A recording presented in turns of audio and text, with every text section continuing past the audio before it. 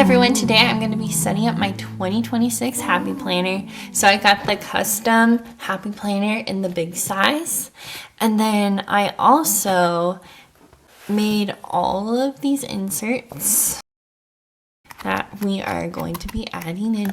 And we're going to start off this series with setting up the work planner, at least the first part of it, and then we're going to get to the project management section.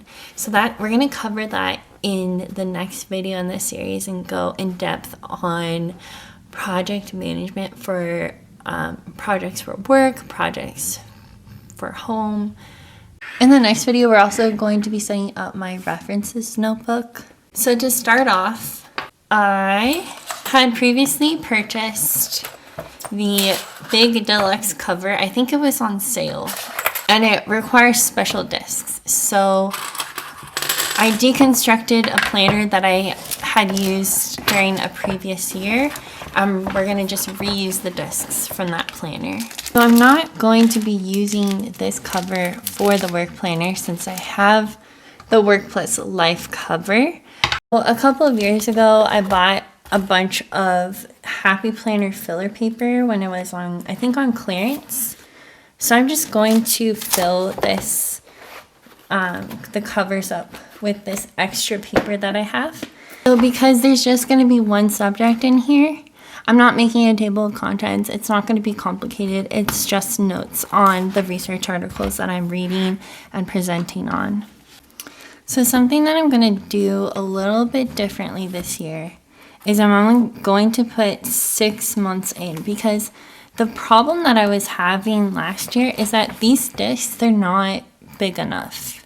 So it was kind of hard to turn the pages in the planner after a certain point, as I was adding in more and more inserts as I needed them. And it got too bulky in my opinion. So I'm going to be keeping my extra pages at the back of this notebook. The benefit of having this on discs is that if for some reason I need to like plan, maybe there's like a conference that's coming up, I can just write it down in this notebook for now until halfway through the year when I'm transferring over the pages and I'm switching them out with the first 6 months of the year. So this notebook, it's never going to be leaving my office. If I go to a meeting, I'll be using the notebook, the meeting notebook that I set up last year, since I still have space in there. Before I put the dividers in, I should label them. For the labels, I'm going with the black labels this year. I also got out the faith labels because I'm going to be using this page keeper, and I want to add today to it so I know which page to flip to for the current day. So this is going to be kept on the current week. They say you got to look beyond that. What you have will be enough, they said.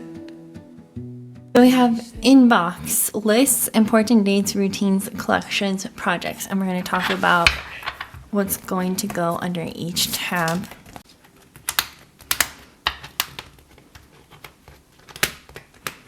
And the first page I'm going to put behind the inbox divider. They say that the grass is much greener. They say you should want something else. They say you got to dig a little deeper. And then I'm going to put some line notes pages here. And I'm going to write inbox.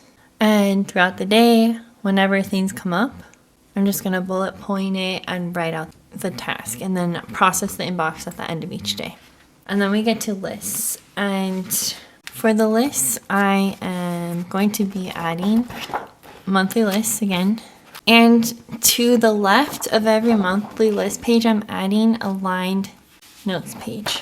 Semi-recently, I switched over to kind of separating this into single step tasks and multi-step tasks.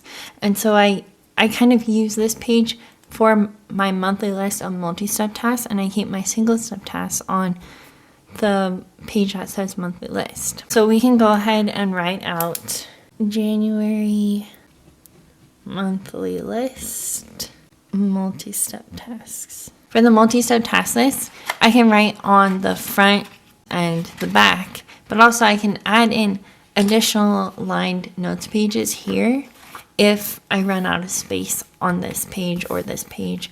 And then obviously there's the back of this page too. In part 2, we're going to come back to this page and we're going to fill out examples so that you can see how it's going to look. Or you'll keep your head in the ground. Every road keeps asking for a little more than you can give. And they say you got to count your blessings every night before bed, that you got to say them slowly, let them After December 2026, I want to add my 2027 next year list. And the reason why it says 2027 is because this planner is for 2026, so the next year is 2027.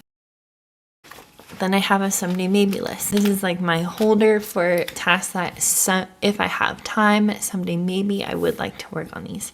And I put in a new one of these pages every single year and process the old one and delete tasks that no longer matter. them slowly, let them stay in your head. And when the world keeps pulling at the seams that you've sown, you got to count your blessings where love has made its home. Ooh, ooh, ooh. This page I'm calling 2026 Important Lab Management Dates.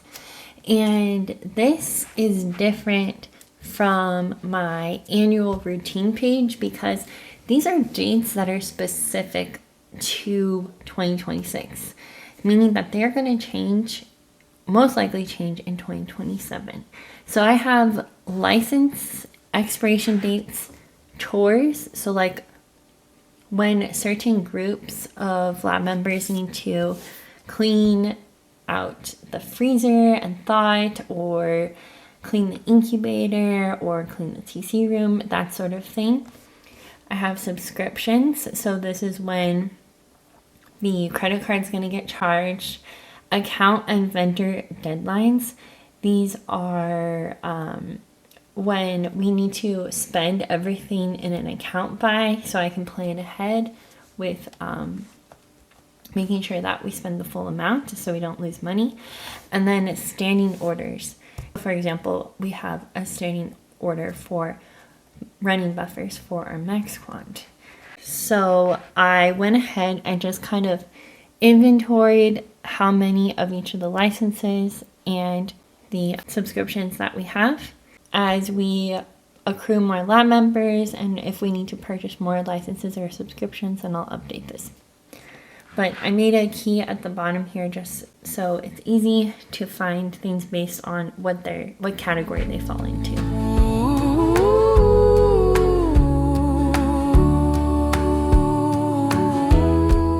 This is where I am recording birthday favorites for my coworkers.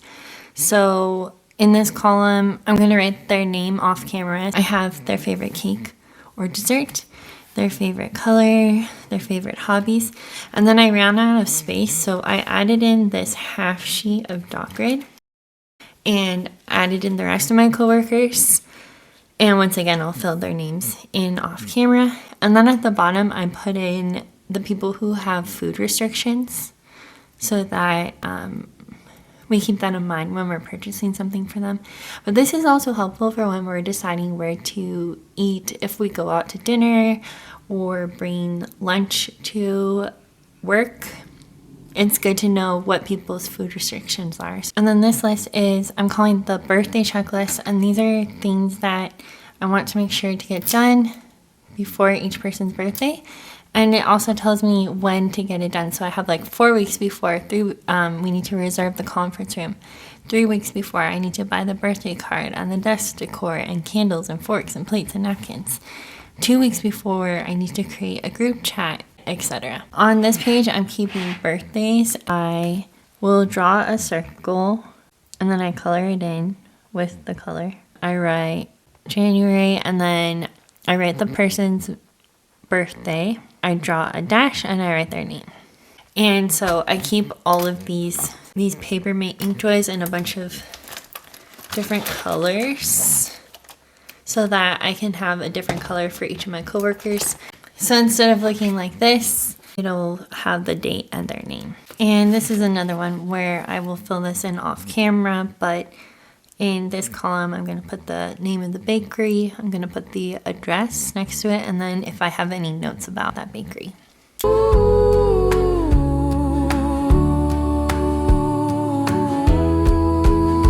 You stayed with the truths that made you brave. You stayed on the heart of holy side. They say you got to count your blessings every night before bed, that you got to say them slowly, let them stay in your head.